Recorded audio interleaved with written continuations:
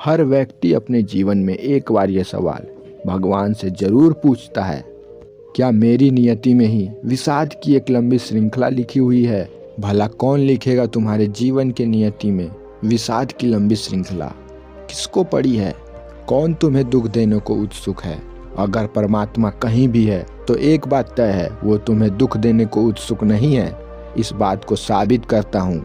परमात्मा और दुख देने को उत्सुक हो, ऐसा कभी संभव नहीं। फिर शैतान और परमात्मा का भेद क्या करोगे?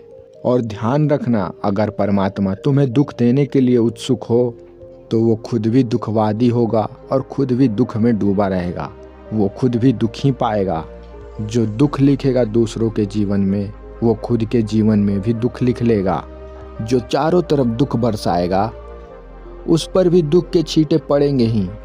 और जो सबके जीवन में दिए फूंक देगा, उसे खुद भी अमावस्या में रहना पड़ेगा।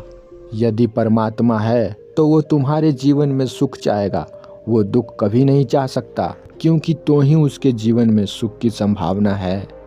अगर परमात्मा को नहीं मानते हो तो परमात्मा शब्द को हटा दो, पूरा अस्तित्व कहो। अस्तित्व ही तुम्हारे जीवन में सुख चाहता है, क्योंकि तुम अस्तित्व के हिस्से हो।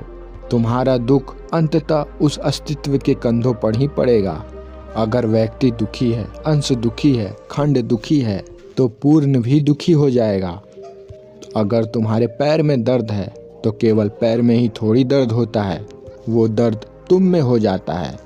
तुम्हारे सिर में दर्द है तो क्या वो दर्द सिर में ही थोड़ी सीमित रहता है? वो दर्द तुम्हारे पूरे तन प्राण पे फैल जाता है। तुम पूरे के पूरे उस दर्द को अनुभव करते हो। यहाँ कोई भी दुखी होगा तो पूरा अस्तित्व दुख से भर जाएगा, पूरा अस्तित्व दुख से कप जाएगा। अस्तित्व की कोई आकांक्षा तुम्हें दुखी करने की नहीं है। अगर अस्तित्व की कोई आकांक्षा हो तो तुम्हें महासुखी करने की होगी। फिर भी तुम दुखी हो, इसका एक ही अर्थ हो सकता है, तुम अस्तित्व से लड़ रहे हो। तुम अस्तित्व के विपरीत जा रहे हो। तुम नदी के धार से संघर्ष कर रहे हो। दुख का इस जीवन में एक ही अर्थ है, तुम समझ नहीं पाए। तुम जीवन के विपरीत चल रहे हो। तुम दीवार से सिर मार रहे हो। तुम्हें दरवाजा अभी भी सूझा नहीं। तुमने दीवार को दरवाजा समझा है। तुम कंकड़ पत्थर को रोटी समझ रहे हो। दुनिया के हर लोग दुख के गीत गाते हैं, दुख का श्रृंगार करने लगते हैं। दुनिया के लोग अपने दुखों का प्रदर्शन करते हैं। वे अपने दुख के कारण लोगों का ध्यान आकर्षित करते हैं। वे रोते हैं, चीखते हैं, चिल्लाते हैं, ताकि लोग उनके प्रति आकर्षित हो और उनसे कहें, तुम्हारे जैसा दुख मैंने किसी को नहीं देखा।